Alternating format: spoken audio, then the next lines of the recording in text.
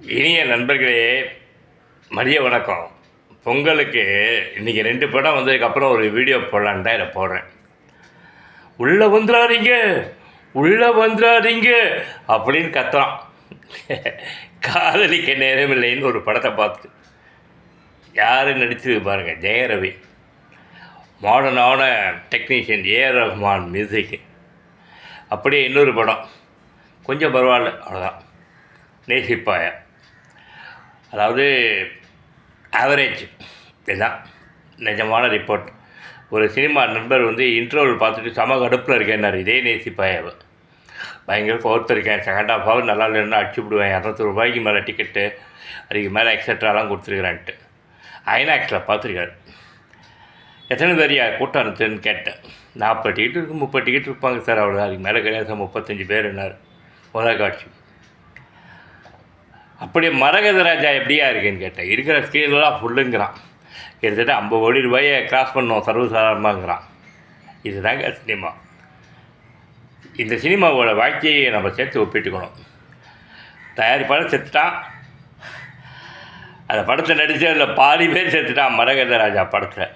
ஆனால் படம் பிச்சுக்கிட்டு ஓடுது.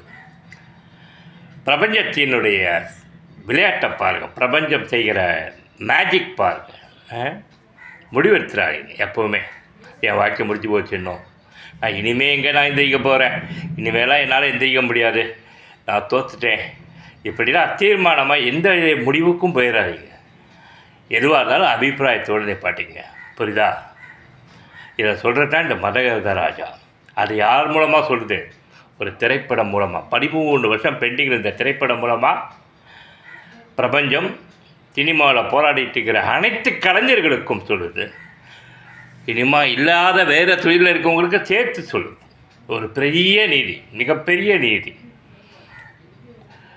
சரி சார், இப்போ நான் இந்த நொடி வேலை இல்லாமல் இருக்கேன், சும்மா இருக்கேன், வருமானம் இல்லாமல் இருக்கேன், வாட் நெக்ஸ்ட் புரியலேன்னு சொல்லக்கூடிய இணை துணை உதவி இயக்குநர்கள் மற்றும் ஒருபட இயக்குநர்கள் இவர்கள் கேட்டால் என்ன நான் பதில் சொல்லுவேன்னா, நம்பியா ஒன்வே டிராஃபிக்குள்ளே வந்துட்டு